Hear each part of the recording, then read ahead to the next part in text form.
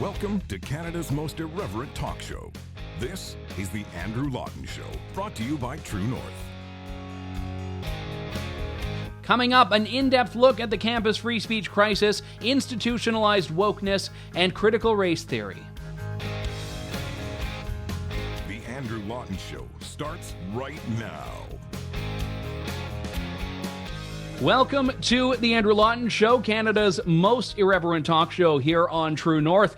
As we started last week, we are doing our Friday shows a little bit differently than we do the rest of the shows in the week. We are not focusing on news of the day, but taking big issues and in a lot of cases, timeless issues and really delving into them and hopefully trying to find some solutions to these problems that dog freedom-loving people in society. And today I want to look at campus free speech. But I want to look at a particular dimension of it, which is how it can be protected from a legal or political side, as well as how it's actually working or not working, such as the case may be, on campuses. And just as a little bit of background here, when Doug Ford was elected as Ontario's premier in 2018, he put forward a motion or a directive to universities that they had to have a policy affirming a commitment to free speech based on the famous Chicago principles. People like me were very happy about that. I thought this is exactly what we need. There was a bit of carrot and a bit of stick with the threat that if universities didn't live up to these things, they could have their provincial funding taken away. But 3 years later, has it done anything? I want to delve into this with three professors who have been instrumental in leading, I think, very important discussions on these issues. Queen's University law professor Bruce Pardy, Laurier University finance professor William McNally, and also from Laurier University, a professor in sociology of religion and digital media and journalism, David Haskell. Gentlemen, great to have you on the show. Thanks very much for coming today. Thanks, Andrew.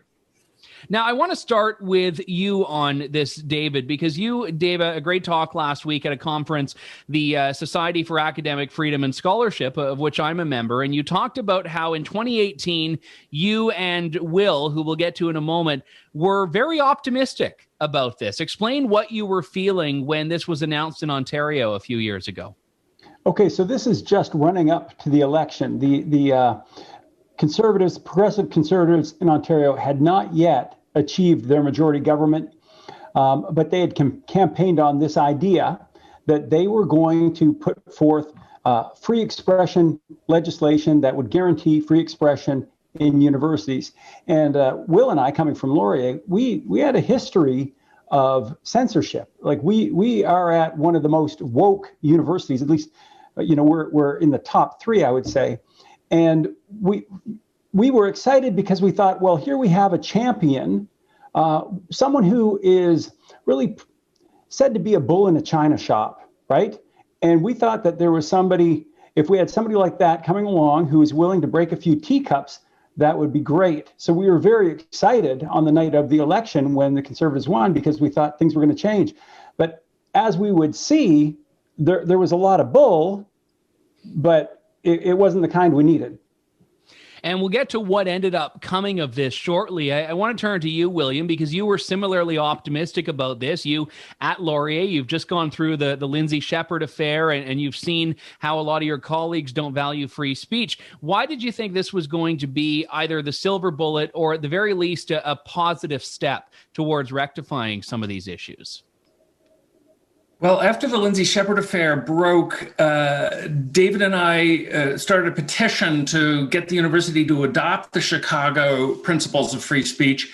And the university declined. They struck their own committee. David was on that. And it's a dog's breakfast of a document. It's the outcome of a fight between David and about 11 other woke anti-free speech academics. And it reads that way. And we thought that the provincial policy might give us a chance to fortify that policy and push it, but that hasn't happened at all. Let's turn to you, Bruce, because you were not convinced in 2018 that this was going to be the transcendent or aspirational thing that a lot of people on the right thought it would be, were you? Well, when I first heard about it, actually, I thought it was going to be good as well. But when you have a look at it, there's not as much in it as it sounds. It's the right idea, but it's entirely the wrong approach. It's just a directive. It's not a statute. It's not really the law in the proper sense. There's really no carrot and no stick. It can't really be enforced, and certainly not directly by professors or students. If your free speech is offended on campus, you can't go somewhere like to a court or some other tribunal to enforce the policy. It's really bureaucratic, and as such, it reflects a nice idea, but it's really ineffective. And to be fair, a lot of schools already had free expression policies. The issue wasn't the absence of the policies, it was the absence of an attitude that really gave any credence or credibility in practice to those policies, it seems. Well, one of the problems with the directive is that it asks universities to draft their own free speech policies. That's asking for trouble, because if they were inclined to do that in the way the directive imagines, they would have done so already. As you say, universities have policies coming out the yin-yang, including on free speech. But they don't carve out free speech or academic freedom as the first and most important priority. And actually, I want to circle back to Bruce's last point about what's the stick here and tell you guys a little story. So the stick is if you feel your speech rights are violated, you complain to, well, first to internally. And if you don't get satisfaction internally, you go to the Ombudsman of Ontario. Well, Laurier has a security fee policy that we believe is an extraordinary infraction of our speech rights. We complained internally. And that complaint was rejected. We took it to the Ombudsman, and we went through a 2-year process that resulted in nothing. And I just want to read you a sentence from the decision because it's very telling. They said, they basically reminded us of their duty. They said the Ombudsman does not normally investigate broader public policy decisions. Rather, the Ombudsman can address complaints about administrative issues. So what the Ombudsman did is they looked at whether Laurier followed its security fee policy, and they found it had followed its policy absolutely perfectly. Even though you were challenging the policy itself. That was what we were attempting to do, and they said they didn't feel comfortable wading into the moral and fairness issue of the policy and weren't prepared to render a decision about it, even though that was the thing we were appealing. So it was completely useless. See, but that is also a big part of the problem here is the way schools tend to frame their approaches. Very rarely will a school say, well, I shouldn't say very rarely, but generally speaking, a school is not saying you do not have the right to speak. They are putting up other barriers and roadblocks that prevent a speech from taking place, such as not clamping down on people trying to disrupt the speech, such as imposing thousands and thousands of dollars in security fees. And in a lot of ways, this kind of muddles it because the school tries to claim this sort of a moral high ground by saying, no, we just want to protect safety and we just want to do all of this. And I know you specialize in language, David. You must see a pretty big picture problem here in that they aren't even being honest about what they're doing. Well, that's very true. And it's not just, I want to get to the language issue, Andrew, but here's something that a lot of people outside of academia don't realize, that much of the time when, let's talk about bringing a speaker on campus who holds conservative or libertarian values. Well, a speaker like that will not be allowed to speak. Most often they won't be allowed to speak. There'll be a mob that will come out and they'll scream, they'll pull a fire alarm. That's what we saw at Laurier. They'll force the security fee up by saying we're going to do violence. They'll do things like that. The missing ingredient, what many people don't realize, is that these protesters are most often funded by the university. Like they're organized by people within various organizations under the umbrella of diversity and equity. So you have these smaller campus groups that are dedicated to what are called marginalized or students who are vulnerable. So they have staff, and that staff is paid. Well, then that staff will use their time. They're paid by the university, but they'll use their time to organize these rallies. So in fact, the university has money that's going to these protesters in forms of organization. And then if you're a conservative or a libertarian wanting to bring people in, you have to pay out of your own pocket. You know, it's the only free speech that costs thousands and thousands and thousands of dollars on campus. So that's something to keep in mind. Just very briefly, if you want to pursue this, the idea of language certainly plays into this. In any of these free speech policies that are created, they always have weasel words. And actually, Bruce was the one who identified this long before even the Ford government had come out with what it was going to do. So I'm kind of stealing his words here. But they'll put in these very interesting caveats. We want free speech, but it must be inclusive free speech. Mm-hmm. And we might be able to get into that, but essentially it means we don't want free speech. Yes, and they spend so much time delving into the exceptions and not enough time upholding the rule. And I'll let you respond to that, Bruce, but I wanted to add another dimension for you to weigh in on too, which is going right back to the fundamentals. The universities we're talking about here, by and large, publicly funded, but the charter doesn't apply in the same way that it does in other public institutions, does it? Well, it's hard to get a straight answer on that from the courts. Some courts have said in some circumstances, in some respects, the charter will apply, but other courts in other provinces have said not so much. So it cannot be stated as a clear idea that the charter applies to universities. So you must assume that it maybe doesn't, especially in Ontario right now. That might change, but who knows? But on the policies question, as David alludes to, you won't find a university who says, oh, we don't believe in academic freedom, or we don't believe in free speech. None of them say that. That's not what they mean. What they mean is, yes, we believe in those things, but, and it's the but that is the problem. And when we're talking about policies, let's just be clear about something. Some of your listeners might think, well, the speech is not absolute in the country. Why should it be absolute on campus? But let's just acknowledge this. The laws of the land apply on campus as they do everywhere else. So if you're in the classroom, you're not at liberty to defame somebody or to counsel a crime any more than you would be on the sidewalk. The effect of university policies is to make speech more limited on campus than it is off campus, which is a very strange and ludicrous thing for an institution that exists for the purpose of pursuing truth. That means you're not as free to speak on campus as you are off. That makes no sense. Laurier has recently come out with a qualification to its free speech policy, and this is, I think, was penned by the VP of Equity, Diversity, and Inclusivity, but it's not signed, so we don't know where it came from. It's in two different places on the university website, so I think they regard it as very important. It's titled "The Intersection of Freedom of Expression and Equity, Diversity, and Inclusion." So that's an interesting intersection, and I think there's going to be an accident at that intersection. And they recognize, they ramble on, they recognize that free speech has been historically turned against those seeking justice.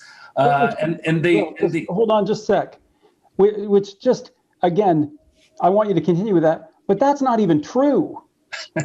You know what I mean? The fact that LGBT, go back to women, the fact that any of these so-called vulnerable groups ever got the rights that they have is because of free expression.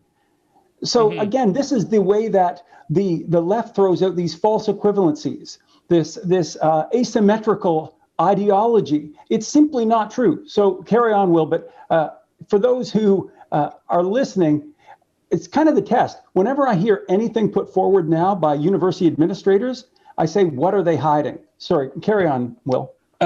Just two more from this. There's so many gold nuggets in it. One that disturbs me is they say there's a difference between personal opinions expressed on social media versus ideas expressed in the classroom.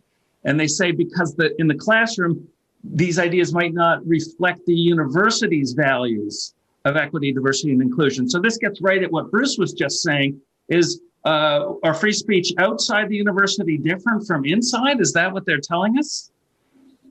Well, that I think is an important point, because the whole premise here, and I think Bruce touched on this well by talking about the laws of Canada applying in a university, because people will say, well, free speech isn't hate speech. And I would say no. And we already have in criminal law in Canada a very narrow, justifiably so, definition of what hate speech is. The issue is that universities want to further narrow the confines of what is not just socially acceptable speech, but legally acceptable speech. And if I can put out a more general or philosophical question here, it used to be that universities were the ones that were pushing the boundaries of speech outside what was socially acceptable, and now they're narrowing. And this is, I think, the biggest contrast of, the traditional, and I would say positive view of universities, and what's happening now is that they're not pushing the boundaries out, they're constraining those boundaries. Sorry, I just wanted to clarify something that Will was saying, and we've spoken at great length about this. So when he says that you shouldn't say, I'm sorry, when our administration in the policy he was referencing says that what's said on social media shouldn't be said in the classroom, I think that I'll just clarify that you should always be talking in the classroom about what is relevant to the course, right? We don't advocate someone politicizing the classroom. I don't want to see people who are talking about 17th century poetry bringing in Black Lives Matter, although that happened at our university. I mean, I'm against when that happens. But my point would be, let's say you are commenting on something on social media. Often I'll quote studies that go against the narrative that's being taught at my university. But sometimes those come into my class because it actually relates to the course content. So I just want to kind of put a finer point on what Will was saying. Bruce, you had a thought too. Well, the thought that I was going to express was this. It's very easy for universities to endorse academic freedom these days, partly because most of the people at the universities are singing the same song. So if you're a person at the university, a professor or a student, and you believe in the prevailing narrative, then you have the freedom to say what you think. And that's not the same thing as embracing the idea of ideological or viewpoint diversity. So, yeah, there are outliers at the universities who will cause trouble by saying what they think in the name of academic freedom. And that's where these conflicts arise. But they don't arise nearly as often as you'd think, for the very reason that a particular constituency has essentially captured the university. And most people are reading the same book. If they really wanted diversity of thought, then they would need to go out today and hire a whole lot more conservative, classically liberal, and libertarian professors, because there are very, very, very few of those on campus right now. That's the age-old expression about free speech, that you don't need free speech for speech you agree with. You need it for speech you disagree with, which is exactly the type of speech that would find itself subject to censorship in various forms. And that actually brings up a topic I wasn't planning on getting into, but I feel it is important, which is the makeup of the academy and of the various professors in it. And with all due respect to you, David, I think we expect a lot of this wokeness from the area of study that you've picked. So it's good that you're there pushing back against it. But I've noticed that these attitudes are infiltrating areas where I think a lot of people thought they were kind of immune to it. And I'll go to you on this one, William. You're in finance. You'd think that something as simple as numbers would not be subject to the scourge of wokeness and censorship, but that isn't actually the case. Well, I'm in a department that combines business and economics, and I'm probably the most rightmost member. There's over 125 faculty. Feel quite lonely. And finance is kind of, it's still pretty good, but it's going in this sustainable finance direction now that we hear from David Carney and Tiff Macklem. So even it is getting polluted by these trends. And so I got to be careful what I say, even around the business school. Even the sciences now are coming into this. I mean, you'd think that if you are in physics, you don't have to worry about any of this, and that's not true anymore. Well, I remember a couple of years ago, I always try to read some of the journals that are not just to read the titles and the abstracts, not even to read the studies. And, there was one about how hurricane names are sexist, and how one of them was, toxic masculinity in the study of glaciology or something like that. And it is getting to the point where it's becoming inseparable, reality and parody. But this is something that has very real world implications for people that are going into academia in earnest, and people wanting to make a difference in their field of study. And you, David, I mean, you were in the middle of this conflict with Lindsay Shepherd, and I know a lot of the professors like you and like Will have become vilified online just by virtue of standing up for free speech. And I know professors that have spoken out have been targeted by students in terms of course feedback, complaints to deans, and all of these things that have nothing to do with, are they providing an education? Are they doing what they're supposed to do? So what is your read on where things are going with this? Can I just set David up here? Well, I'll let David, can Will set you up? Absolutely. Okay, set up away. This policy document that I've been reading from closes with the following sentence. If students have experienced racism, hate, or oppression in the classroom, there are avenues at Laurier to address concerns, see below, and then there's a list of offices and links. Now, no one wants racism or think it's appropriate, but hate and oppression are extremely subjective, and oppression is the centerpiece of the entire social critical theory. So it really creates the grounds. It weaponizes students to complain about what their instructors are teaching in the classroom, and this has been David's experience. Well, yeah, and just to add to the setup to David here, sorry, David, you're very patient. You guys know, I love the good story, so you just keep talking. is that we've conflated genuine oppression with disagreement, where a student who's from an upper middle class family getting a university education in a wealthy country like Canada could claim to their university and have their claim heard very legitimately that they are being oppressed because you've expressed a viewpoint that disagrees with theirs. So with that, I'll go to you on this, David. Right. Well, I'm glad that Will actually brought up that we have an official page on our university website that is essentially dedicated to Will and I, and it's how to get these guys fired. That's what the page is. Congratulations. And it says, yeah, there's this thing called academic freedom. Yeah, we have a policy on free speech.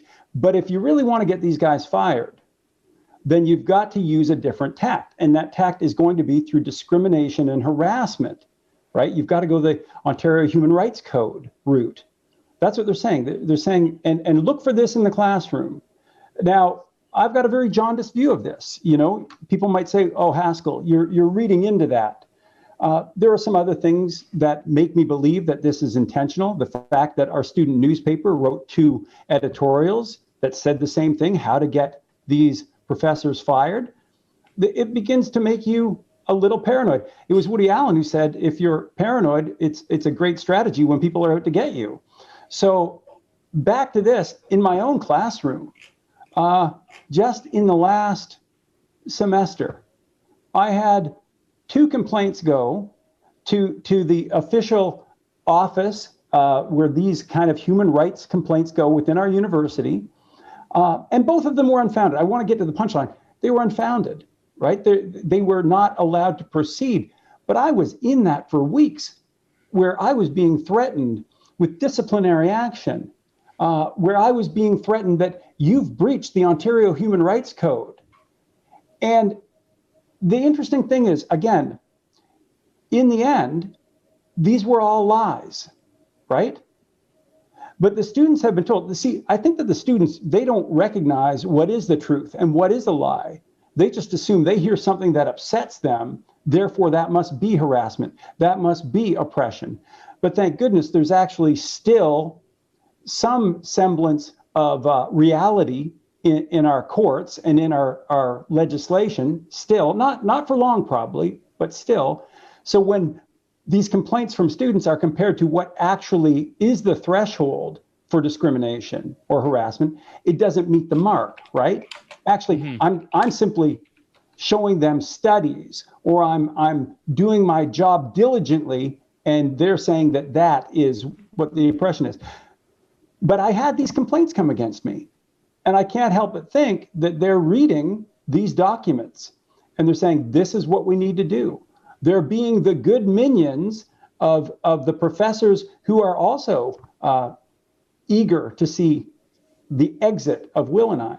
Because these discussions have moved into human rights code territory and all of these other things like racism and oppression and sexism and homophobia, transphobia, all of these things, is tenure still the trump card defense that it historically was in academia? Or are professors really under the sword of Damocles with these developments?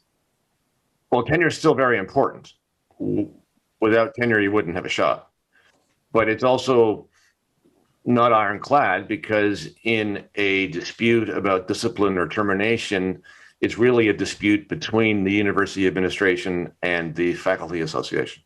And so the faculty association has to take up your case. And if they're of the opinion that you've spoken badly and don't mind if you are disciplined, then you've got no place to go, because individual faculty don't have legal rights under their collective agreements. But all of this is a reflection, I think, the stories that Dave and Will have been telling is a reflection of what has become the dominant intellectual premise of the university, and that is critical theory.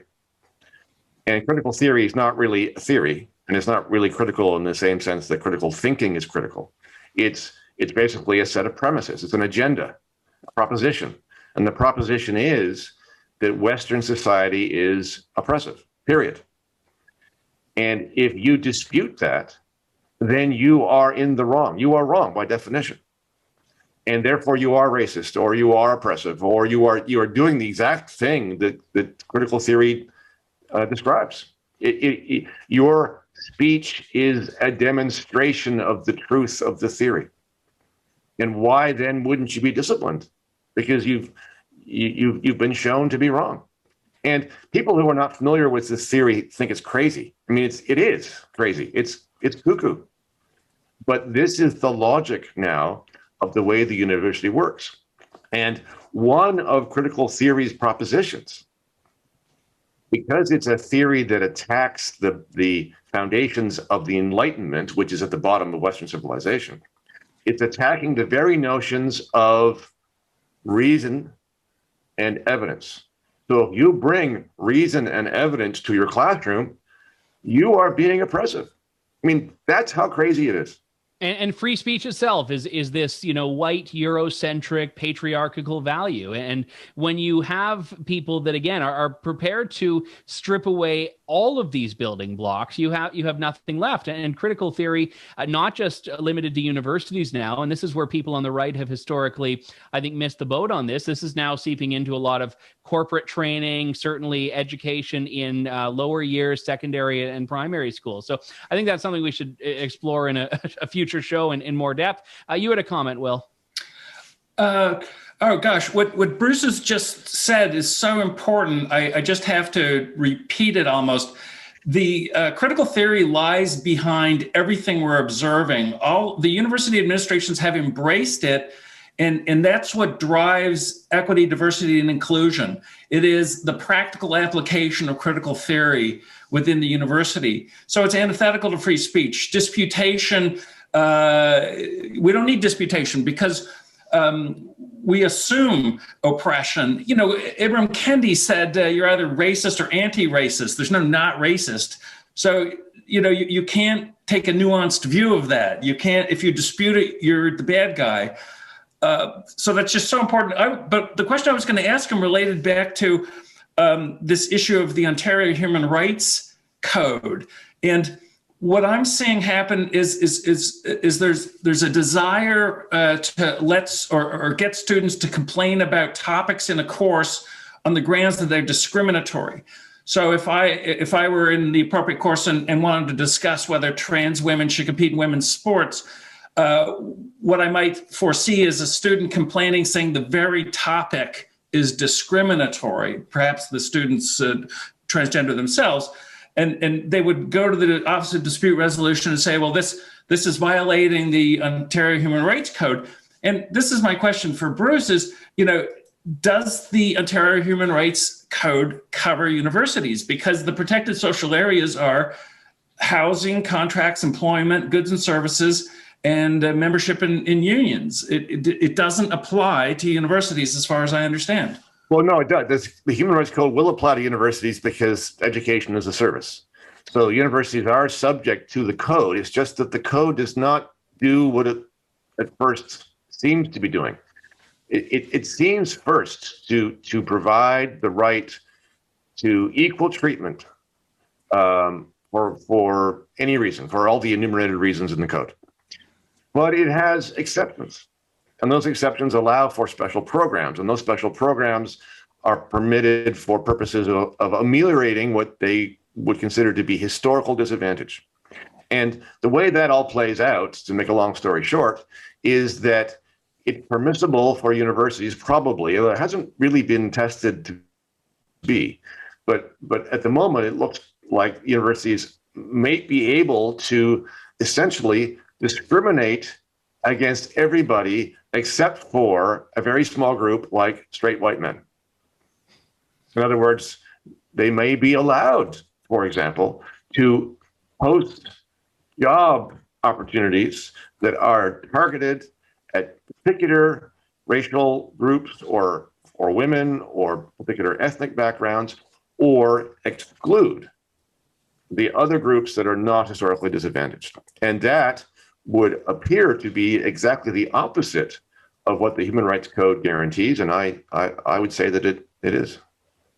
One of the things that I find interesting about the last 15, 16 months as we've gone through the pandemic is it's put a little bit of a freeze in some of the more public examples of this campus attack on free speech, because no events have been allowed. So the idea of pulling a fire alarm on an event or having a speaker shut down hasn't been there.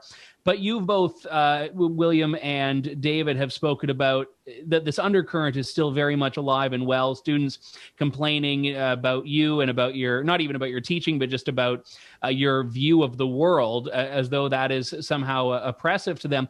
And it's interesting because I spoke, I think it was in 2018, at a Laurier Society for Open Inquiry event, and I was quite sad that I wasn't important enough to have the fire alarm pulled. That was actually the real deflation of my ego, that I didn't get deplatformed. I wasn't up there at some of the levels. But when school gets back to normal, or we hope back to normal in the fall, a lot of these issues are I think, going to be coming back with a vengeance, especially with what we've seen in the last year and the George Floyd protest, the resurgence of Black Lives Matter.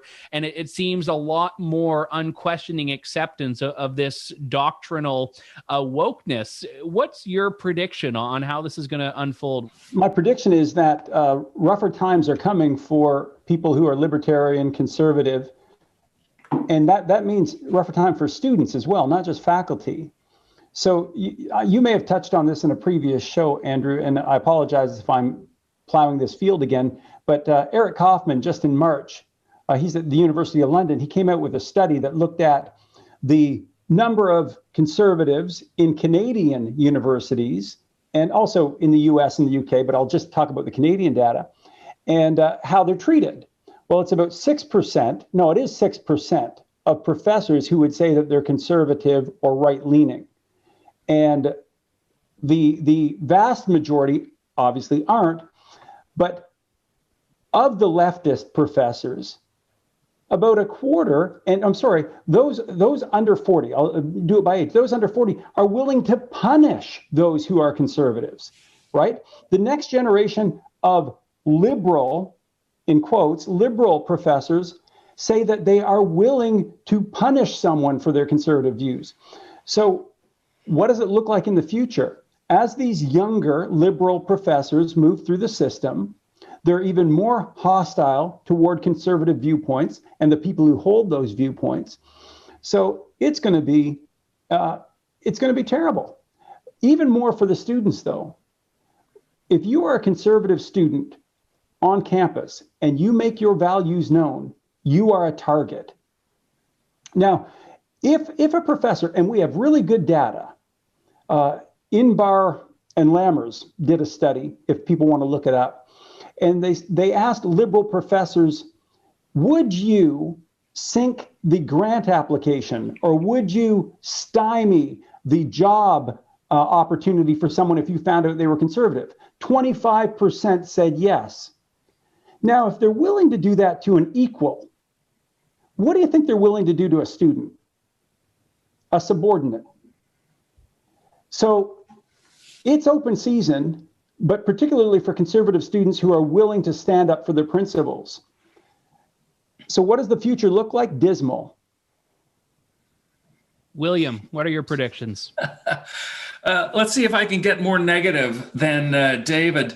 Laurier still has its security fee policy and is committed to it.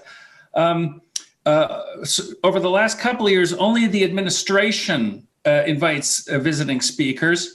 Our new vice president of equity, diversity, and inclusion had 2 events in the fall that were about equity, diversity, and inclusion, and invited social justice academics and administrators in EDI.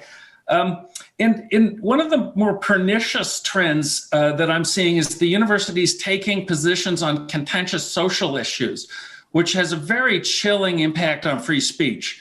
So in particular, Laurier's taken positions in favor of climate strike, scholars strike.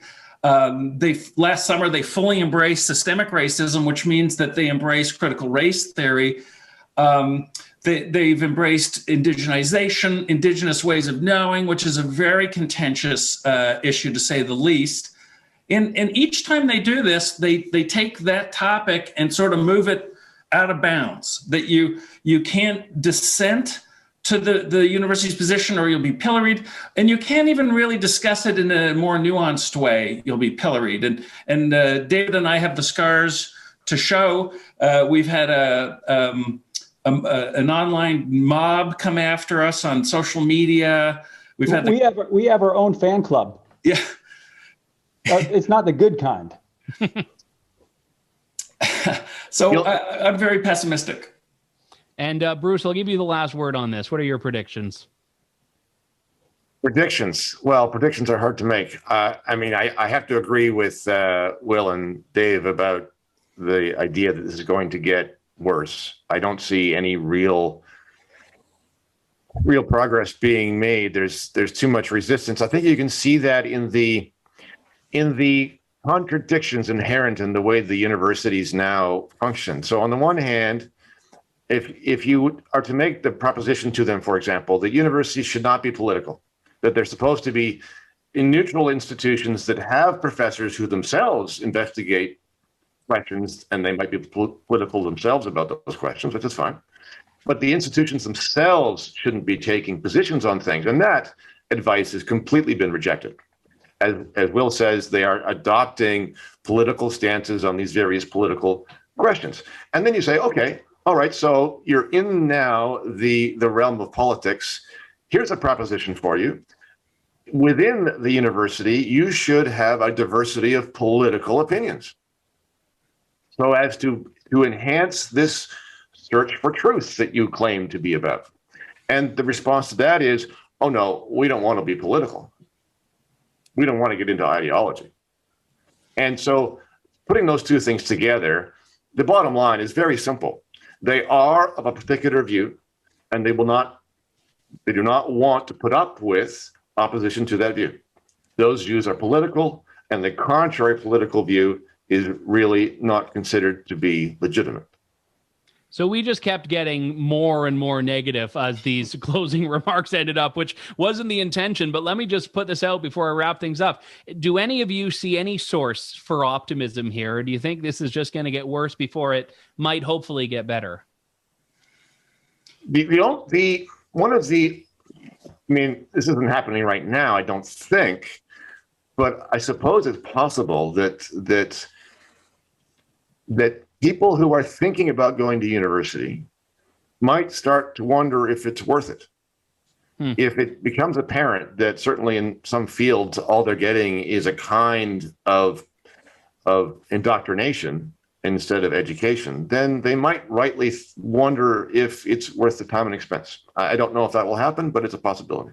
Well, that's a bit of an action item for people if you're listening and thinking of going to university, or perhaps you're a parent of someone who is. I mean, these sorts of changes do take time, but ultimately universities are businesses. And if they're seeing their enrollment go down, perhaps in the absence of a more imminent or immediate solution, we could see some hope on the horizon there. So thanks for that recommendation, Bruce, and giving us perhaps a glimmer of hope as we head into the weekend and as the school season is getting ready to gear up in just a couple of months' time. My thanks to Bruce Pardy, Queen's University law professor, Laurier finance professor William McNally, and David Haskell, also from Laurier, sociology of religion and digital media and journalism. A great discussion, gentlemen, and thank you so much for your work and your active rebellion just by virtue of thinking something different than your colleagues do. Thanks very much.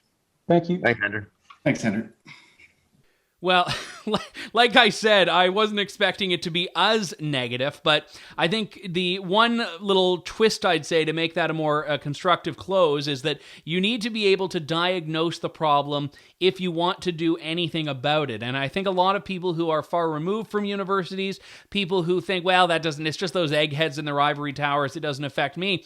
Everything else in society is downstream of this, from domestic and foreign policy, politicians, governments, law schools, med schools. All of this is downstream of this. And if, as William and Bruce were talking about with critical theory, if the foundations are being stripped away at this core undergraduate level in academia, it means that everything else is subject to this permeation of what I think I called on the fly doctrinal wokeness or wokeism. Right? Yeah, I'll have to look back at the footage and see what I said, but I liked it when it popped into my head. In any case, my thanks to William and David and Bruce for coming on. Such a great discussion, even if it is a bit of a difficult one. Hope you all have a great weekend. We'll be back in just a few days' time with more of Canada's most irreverent talk show. This is the Andrew Lawton Show here on True North. Thank you, God bless, and good day. Thanks for listening to The Andrew Lawton Show. Support the program by donating to True North at www.tnc.news.